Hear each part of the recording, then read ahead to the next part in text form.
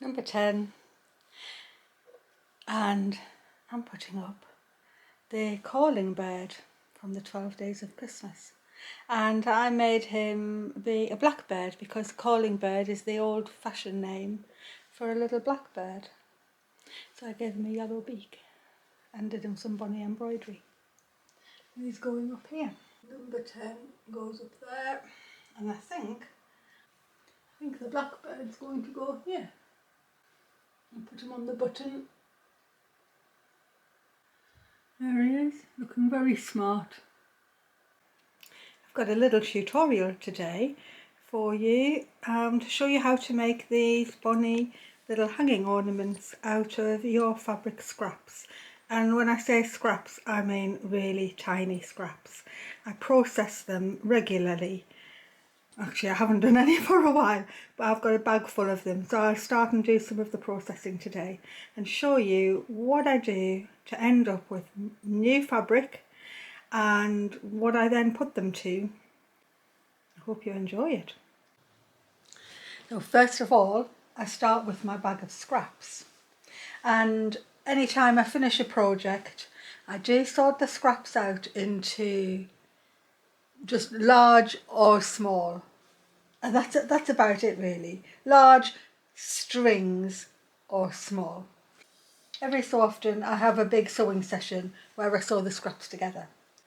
And usually I just sit with this on my knee and I strip sew them together. I don't iron them at this stage, I iron them at the next stage. And usually I just pick up the first two that I come to. I try not to think about it too much. So there's the first two I've picked up. I line them up however they go, it doesn't matter. And I take a 1/4 inch seam. Get down to the bottom and I have my next two ready. And so I pick out the next two. I do sometimes use big ones as well, but I try and keep the little ones cleared up. So that one seems as if it'll fit on that side quite nicely, so I'll put those under next. And because I mainly sew with cottons and linens, they all go together. There's a bit of velvet, I think I'll use that one. And I just piece them together in twos until I've got a great big long line. So I can put those two together quite nicely. So once I've got my big line, like a little line of flags, I snip them all apart, and this is where I iron them open. And I just iron them whichever way looks the easiest to iron. I iron the seams to one side. I don't iron the seams open across. But if there's a dominant piece, I let that be dominant and I iron the other one away. It doesn't take very long. It's actually really satisfying getting them together because it's like free fabric in the end, especially if you're happy with a scrappy look. Okay, so that first lot are all ironed. So I now take them and I match them up again. And this time I just think about it a little bit more. So I'd take small ones and I'll start and match them up like that. So I'd put those two together. Maybe I'd go down here. So I could do that one. Definitely I can do that. So I'll do that one. And this one maybe can go over, maybe that can go over there or there. I'll put that one on there. So again, I'm just matching up however looks the easiest to put them together. So then I go on and I do my 1/4 inch seam again. And when I get to the end of that, I snip and press again. So I trim all the seams back to the 1/4 inch. So I trim all the odd looking pieces off. But now you can see that I've got a bunny piece coming there. And my next piece I'd probably put on here. So these two little pieces could probably go together. In fact, if I sew them on, that'll be a good piece that's coming together now. I'll put that on there. And sometimes the ones you trim off are big enough pieces to go on to the next piece. And then it doesn't take long for your little tiny patches to end up being big enough to put bigger patches on. and then you'll end up with two pieces that you can actually put together, and you can line it up until you can get a good straight line on, and sew right down there too. So all of a sudden you find you've got a piece of fabric that you can actually do something with. So at this point, if I was making another piece as well, I might join another piece of like this, because you'll end up with a few. I can join them straight down here and just cut all that raggy edge off with another straight, or I could put a string on. You can see I've started to add bigger pieces in to join them up, but I always start with the really tiny ones. So what do I do then? Once they're big enough to take a 6-inch square off, I bring my ruler and my rotary cutter in, and I cut it in either into 6-inch strips, or I just place it where I can best get a square out. I cut it up and then I sew the remainder parts together and start all over again. This is why I cut them this size, because they fit in this box, and I store them till I need to use them. And so you can see that I have lots of these squares, and they're a record of what I've done in the past, because they're all different, and they're just, you can see some really tiny pieces here. Look at that one, that's tiny, and that'll be just on the seam when these get sewn together.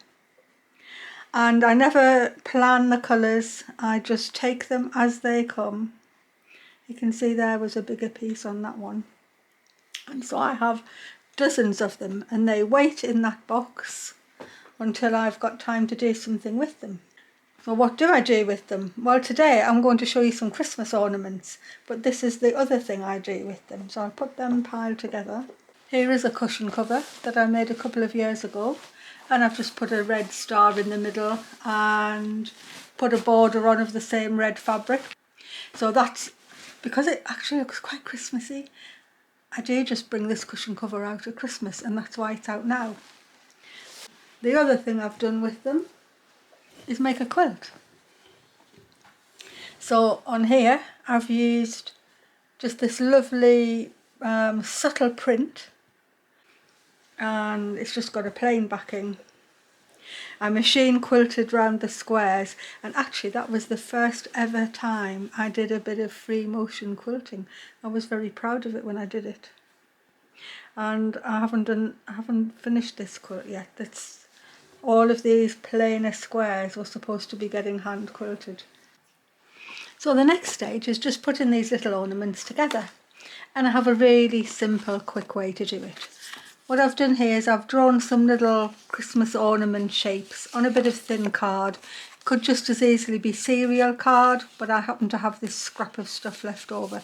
So I've got a bell and a light shape and a star and a bunny, I don't know what shape you'd call that, just another Christmas ornament shape. And I'm going to use my squares to do it, and I've picked out some that have got some red on, or just something I think looks festive enough. And I've got the some scraps of my quilt wadding.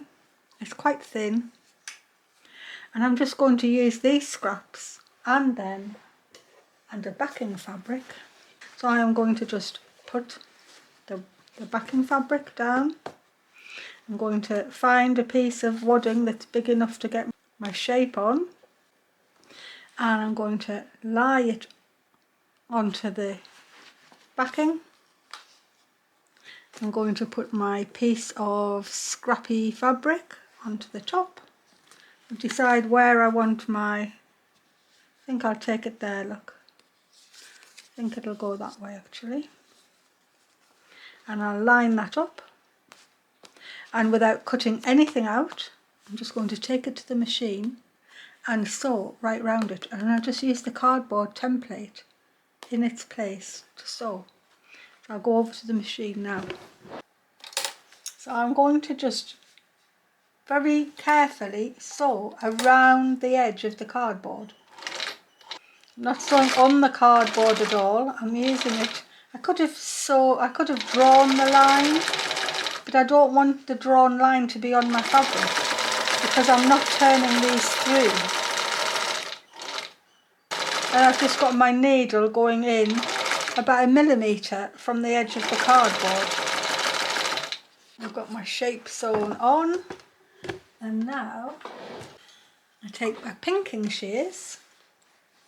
You could just do them with the normal scissors though, and I pink as close to that stitching line as I can possibly get. I actually just realised I forgot to put my hanging loop in, and I had my ribbon here ready to put it on, so I'll just sew that on separately. In fact, I'll just sew it on now, and I'm just going to layer up for the next one. Let me put the star on there maybe. And the wadding really is just giving the whole thing a bit of body. I think the pinking shears do make a really lovely edge, but it'll work even if you're cutting it straight. I'm going to find the bells for them because I've got a tin of bells somewhere. I'm going to attach a little bell onto the bottom. I've just finished the bell as well, and this time I've cut it out just with the straight scissors, just to show that it works just as well with the straight scissors as with the pinking shears. And here they are finished. I have added a little flat back jewel onto that one, buttons along there, and then I've sewn 2 bonny buttons that were out of my metallic button stash. The star didn't seem to need very much more, so I've just found him a really bonny button and sewn it on. And I think these might actually go up on my advent garland. And the bell has got a sewn on button, and then I actually had a bit of old pearl necklace. It's obviously not real pearls, and I've just unstrung part of it and put it on so it goes around the line there. And I think they look really pretty. And it's all from scraps and just stuff that's been in my stash. So I think they're going to look really nice. Anyway, I'm just going to say bye from Marion's World, and I hope that that's inspired you to take some of your scraps and make them into new fabric that you can then make into other things. Bye for now. See you tomorrow.